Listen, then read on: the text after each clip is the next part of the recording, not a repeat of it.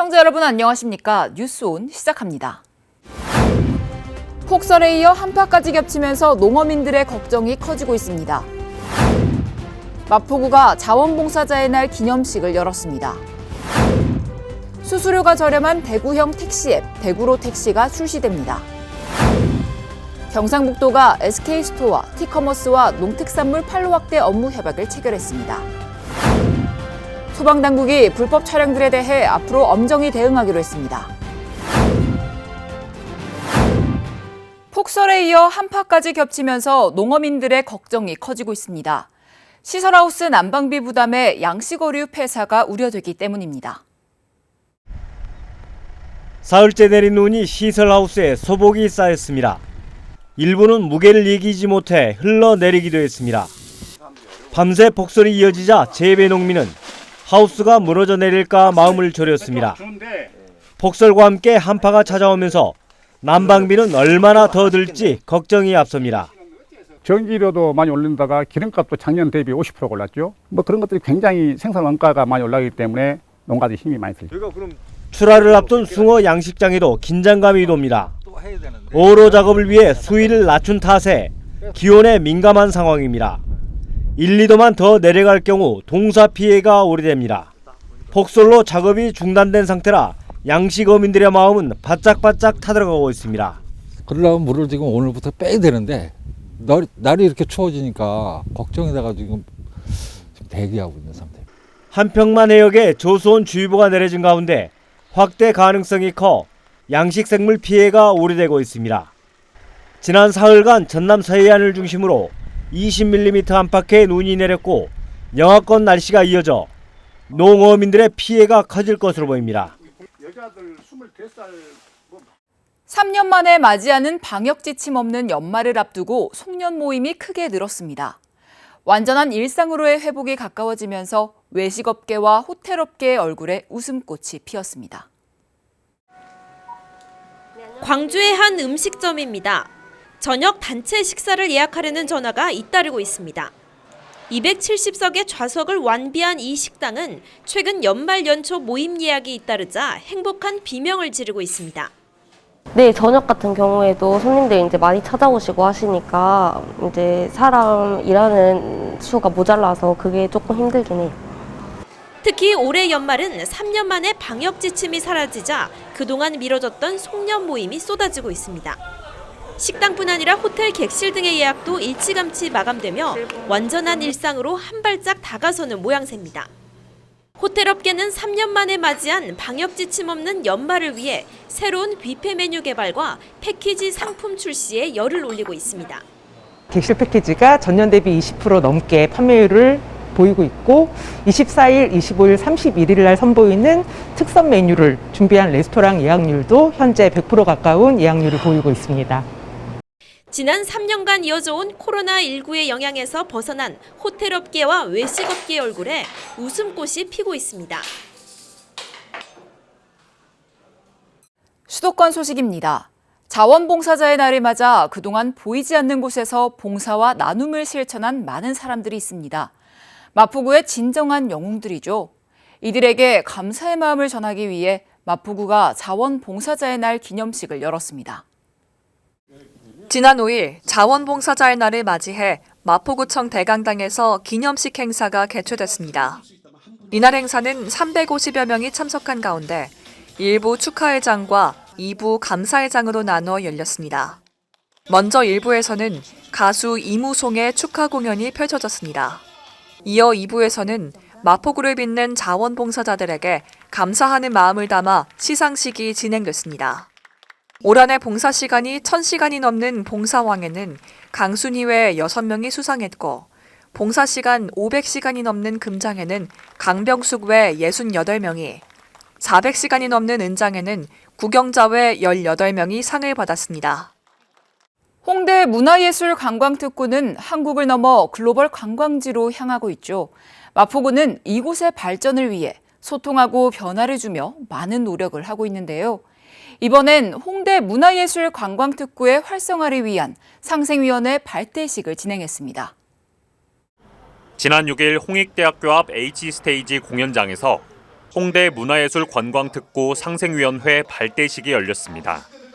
마포구청장, 상생위원회 위원 15명 및 자문단 98명이 참석한 이번 발대식은 상생위원회 위원에 대한 위촉장을 수여하고 슬로건 선포식을 가졌습니다. 홍대 문화예술관광특구 상생위원회는 홍대 특구를 관광도시의 중심지로 만들기 위한 협의체로 지역상인과 문화예술인 등이 함께 참여합니다.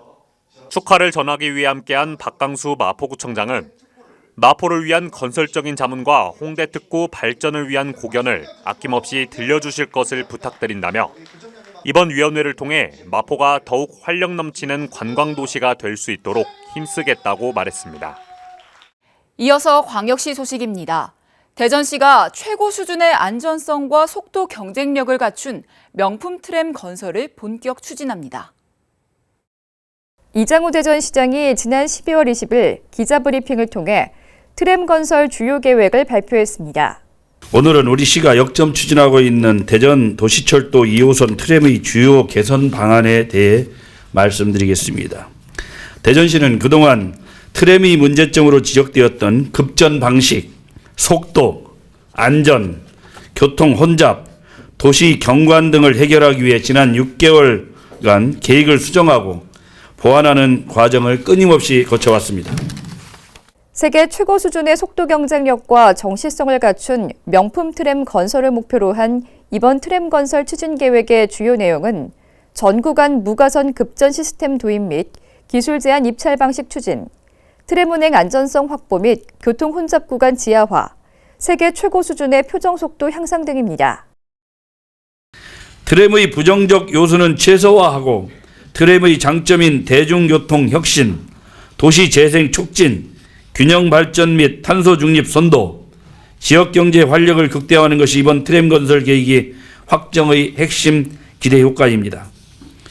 2023년을 철도 중심 대중교통도시 건설의 원년으로 삼아 총사업비 현실화 및 사업기간 단축을 위해 전방위 총력전을 펼쳐 2호선 트램 건설을 성공시킴으로써 인류 경제도시 대전 건설의 토양으로 삼겠습니다. 한편 대전시는 향후 사업비 증액에 따른 사업계획 적정성 재검토 등 총사업비 조정을 2023년에 조기 완료하고 2024년 상반기 발주와 착공, 2028년 준공을 목표로 모든 행정력과 정치 역량을 집중해 나갈 계획입니다. 저렴한 수수료로 택시기사의 부담을 줄여주는 대구형 택시 앱, 대구로 택시가 출시됩니다. 월 최대 3만 원의 저렴한 수수료로 택시기사의 부담을 줄여주는 대구형 택시 앱, 대구로 택시가 이달 중 출시됩니다. 대구로 택시 앱은 기존 배달앱 기능 중심의 대구로에서 사용하거나 대구로 택시 앱을 내려받아 쓸 수 있습니다. 특히 중파, 대백 등 대구 시민들이 관용적으로 사용하는 명칭 검색이 가능하고 이용자가 자신의 택시 이용 정보를 최대 3명에게 문자 메시지로 전송하는 안심 귀가 서비스 등의 기능도 탑재했습니다. 한편 지난 14일 기준 2,260대의 택시가 대구로 가입 신청을 마쳤고 업계에서 판단하는 플랫폼 경쟁력 확보 기준이자 출시 전 목표였던 1,500대를 훌쩍 넘겼습니다. 계속해서 강원도 소식입니다. 평창군 용평면 남녀 새마을 지도자 협의회는 지난 14일 이웃 돕기 기금 마련을 위한 희망 사랑 나눔 1일 찻집을 열었습니다. 1일 찻집은 지역 내 소외된 이웃에게 관심을 높이고 함께 살아가는 사회 분위기를 조성하고자 마련했으며 새마을 지도자 협의회 회원들은 전날부터 준비한 다가와 따뜻한 차를 정성스럽게 대접했습니다. 이날 1일 찻집에는 지역 내 각 기관 단체들이 참석해 정성과 훈훈한 사랑이 느껴지는 다과를 맛보며 어려운 이웃을 돕기 위한 작은 정성을 보태며 온기를 더했습니다. 이번 행사를 통해 얻은 수익금은 관내 이웃 돕기를 위해 전액 기탁할 예정입니다. 정유진 용평면장은 더불어 사는 지역사회를 만드는데 새마을 지도자협의회 회원들이 항상 적극적으로 활동해 주셔서 감사드린다며 앞으로 주변 이웃을 돌보고 따뜻한 지역사회를 함께 만들어 나가겠다고 전했습니다. 횡성군이 군청 소회의실에서 관내 음식점 가운데 모범업소로 지정된 33곳을 대상으로 2023년도 모범업소 지정증 수여식을 개최했습니다. 모범업소는 소상공인 위주로 우수한 일반 음식점을 모범업소로 발굴, 지정, 지원함으로써 지역 소상공인의 외식 문화를 활성화시키고 식품 적객업소의 위생 개선과 서비스 수준 향상을 도모하며 낭비적 인식 문화를 개선하는 등 녹색 음식 문화 조성 기여를 목적으로 하고 있습니다. 2023년도 모범업소는 재지정 30곳과 신규 지정 3곳을 포함해 모두 33곳이 지정됐습니다. 모범업소로 지정되면 모범업소 표지판을 음식점 입구에 부착하는 한편 상수도 및 지하수 요금 지원과 쓰레기 종량제 봉투 지원이 이뤄집니다. 충청도 소식 전해드립니다. 청주공항의 국내선 이용객이 사상 처음으로 300만 명을 넘어섰습니다. 역대 최대치였던 지난해 262만여 명과 비교하면 약 14% 증가한 수치입니다. 이는 코로나19 방역 조치가 완화되면서 여행 심리가 회복된 데 따른 것으로 분석됩니다. 공항공사 관계자는 최근 제주도로 여행을 떠나는 시민의 수가 늘었다며 연말까지 연간 이용객 수가 320만 명에 이를 전망이라고 밝혔습니다. 한편 청주공항은 코로나19 여파로 2020년 2월부터 국제선 운항을 중단하고 제주행 노선만을 운행하다가 올 7월부터 국제선을 일부 재개했습니다. 경상북도 소식입니다. 경상북도가 SK스토어와 티커머스를 통한 농특산물 판로 확대 업무 협약을 체결했습니다. 경상북도가 경북도청에서 이철우 경상북도 도지사와 SK스토어 윤서감 대표 등 유관기관이 참석한 가운데 SK스토어와 티커머스를 통한 농특산물 판로 확대 업무 협약을 체결했습니다. 티커머스는 TV 홈쇼핑과 데이터 쇼핑이 합쳐진 양방향 쇼핑 서비스며 SK스토어는 이러한 티커머스 업계의 대표 기업입니다. 이번 협약은 도내 우수 농특산물을 발굴하고 마케팅 활성화 및 판로 확대 지원을 통해 소비자 인지도 제고와 농업인의 소득 증대를 목적으로 진행됐습니다. 이철우 경상북도 도지사는 이제 농업은 4차 산업혁명 기술을 접목한 첨단 산업으로의 대전환을 준비해야 하는 시점으로 시장 선도 기업인 SK스토어와 협업을 통해 이를 실현할 수 있도록 다양한 정책을 수립하겠다고 밝혔습니다. 세계적 기업 애플이 포항에서 운영하고 있는 디벨로퍼 아카데미와 제조업 R&D 지원센터가 포항 산업혁신의 신호탄이 됩니다. 이와 관련한 행사가 열려 포항시 및 애플 상생협력 연계 사업의 성과를 확인했습니다. 12일 애플은 포항시, 경북도와 함께 애플 디벨로퍼 아카데미 수료식을 열고 애플 제조업 R&D 지원센터 관련 행사도 함께 진행했습니다. 행사에는 존서 애플 시니어 디렉터와 마크리 애플 코리아 사장 등이 참석했습니다. 포항 애플 디벨로퍼 아카데미 수료식에서는 교육생 200명을 대표해 세계 그룹이 직접 개발한 앱을 소개했습니다. 아울러 수료생들은 지난 9개월간 세계 6개국 17개 도시에서와 마찬가지로 코딩과 디자인, 마케팅 등을 배운 바 차별화된 앱 비즈니스 기술을 갖춘 iOS 앱 개발자와 사업가로 재탄생했음을 알렸습니다.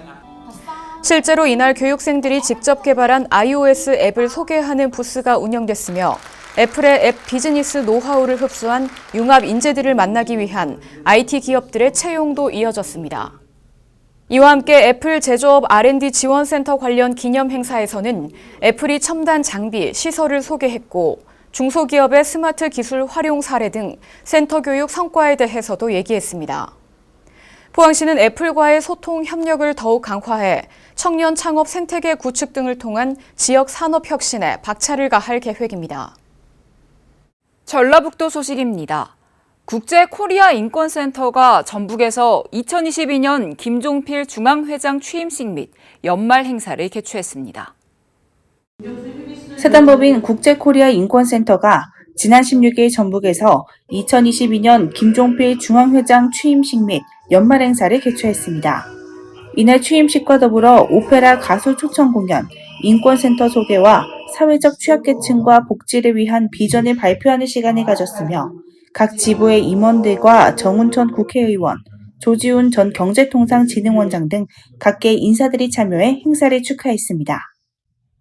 제가 이번에 사단법인 국제 코리아 인권센터의 회장으로 된 것을 무한한 영광으로 생각하며 앞으로 소외된 자들, 법적으로 보호받지 못하는 친구들, 이민자 및 탈북자, 청소년 및 노약자 이르기까지 봉사할 수 있는 기회를 만들어주셔서 너무너무 감사드립니다. 저는 이제 전주가 인권이 살아 숨쉬는 도시, 더 나아가 대한민국 글로벌 시대에 걸맞는 인권의 명품 도시가 될 수 있도록 최선을 다하고자 그런 포부를 가지고 있습니다.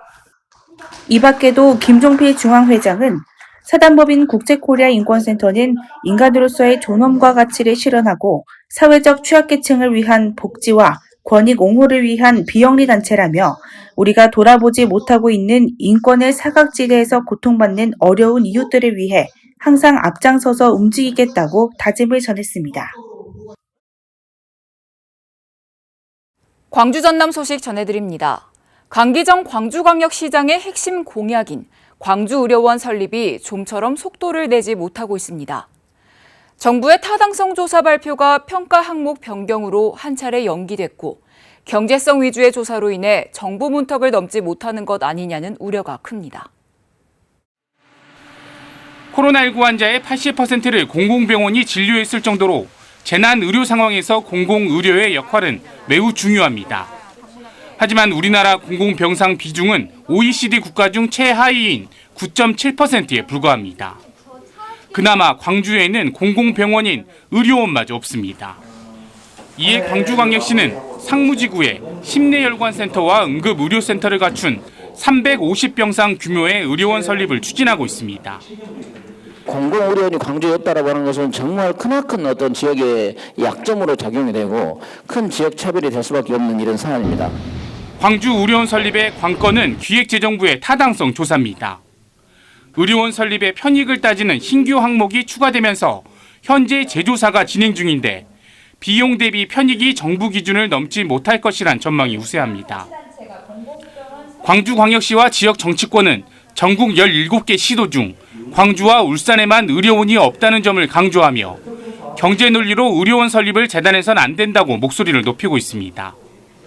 공공의료를 경제 논리로 분석하는 조사는 결국 국민을 위한 공공병원은 추진하지 않겠다는 것에 불과합니다. 기재부의 광주 의료원 타당성 조사 결과는 내년 4월쯤 발표될 것으로 보입니다. 지난 2018년 소방 출동을 방해하는 불법 주정차 차량을 강제 처분할 수 있도록 하는 법안이 마련됐는데요. 하지만 실제 광주 전남에서 불법 주정차 차량에 대해 강제 처분이 이뤄진 사례는 한 건도 없었습니다. 민원과 보상 문제 때문인데요. 소방당국은 앞으로 불법 차량들에 대해 엄정히 대응하기로 했습니다. 화재 진압을 위해 주택가에 출동한 펌프차 한 대. 골목 입구를 막고 있는 SUV를 그대로 밀고 현장으로 진입합니다. 이번엔 소방대원들이 소화전 앞에 주차된 승용차로 다가갑니다. 망치를 이용해 유리창을 부수고 그 사이로 호스를 넣어 소화전과 연결합니다. 현장에 가까이 접근을 못해가지고 자산 피해 및 인명사고가 많이 난 걸 보고 매우 안타까워했습니다. 이번 훈련이 그런 것을 해소할 수 있는 계기가 됐으면 좋겠습니다. 좁은 도로를 빽빽하게 채운 불법 주정차 차량들은 화재 발생 시 골든타임 확보를 방해하는 큰 걸림돌 중 하나입니다. 2년 동안 광주 전남에서 소방당국이 적발한 불법 주정차 사례는 300건이 넘었습니다. 민원과 손해보상 절차에 대한 부담 때문입니다. 소방당국은 앞으로 긴급 출동을 방해하는 차량에 대해 강력하게 대응하기로 했습니다. 민원 제기 문제 때문에 사실은 집행을 안 한 게 많이 있습니다. 내년부터는 적극적으로 이렇게 실행을 할 예정에 있습니다. 다만 강제 처분이 최선의 방법은 아닌 만큼 소방당국은 무엇보다 시민들의 적극 동참이 가장 중요하다고 강조했습니다. 5년 넘게 가동이 중단됐던 한빛 원전 4호기가 지난 11일 재가동을 시작했지만 지역 시민단체의 반발은 여전합니다. 특히 한빛 4호기의 안전성을 둘러싸고 여러 의견이 갈리고 있는데요. 핵심 쟁점을 정리했습니다. 먼저 한빛 4호기 재가동에 반대하는 측은 구조 건전성 평가의 허술함을 지적합니다. 실제 사고가 발생했을 때가 아닌 설계 기준만을 고려한 가상평가는 안전성이 충분히 확보되지 않았다는 겁니다. 그 중대사고 기준으로 구조 건전성 평가라든가 구조 안전성 평가를 하지 않은 상태에서 제출이 됐다는 데 문제가 있는 거죠. 하지만 한국수력원자력 측은 방사능 누설 여부를 확인하는 시험을 마쳤고 실제 사고보다 더 심각한 상황을 가정한 것이 설계 기준 사고라고 설명합니다. 경납 건물 조사 범위를 둘러싸고도 환경단체는 상부 돔을 포함한 전수조사가 이루어져야 한다고 주장하는 반면 한수원은 돔 높이만 50m가 넘고 공극 원인으로 꼽힌 보강재가 돔에는 설치되지 않아 공극 발생 가능성 또한 거의 없다는 입장입니다. 평가 결과와 보수 방법에 대해서도 양측의 입장은 엇갈립니다. 환경단체는 평가를 수행하고 검증한 기관이 모두 한수원과 연결돼 있어 신뢰성이 없다고 주장합니다. 경납 건물 설계를 했던 기관이 한국전력기술입니다. 자기들이 설계 잘못에 의해서 문제가 됐던 이런 부분들을 자기들이 다시 검토를 한다? 평가를 한다라는 것은 이건 심각하게 문제가 있는 것이고. 반면 한수원은 지역사회가 추천한 전문기관으로부터 3자 평가까지 받았고 여기서도 안전성에 문제가 없다는 답변을 받았다고 강조합니다. 이처럼 한빛 4호기의 안전성에 대한 양측의 입장이 평행선을 달리면서 재가동을 둘러싼 갈등은 계속될 것으로 보입니다. 걷기는 남녀노소 누구나 쉽게 할 수 있는 운동입니다. 빨리 걷거나 뛰지 않아도 천천히 일정 시간 걸음수 이상을 걷는 것만으로 심폐기능을 강화하고 신체 균형과 관절 건강을 유지하는 등 운동 효과를 기대할 수 있는데요. 꾸준한 걷기 운동은 심혈관 질환 예방에도 도움이 된다는 점 기억하시기 바랍니다. 이상 뉴스 마칩니다. 시청해주신 여러분 고맙습니다.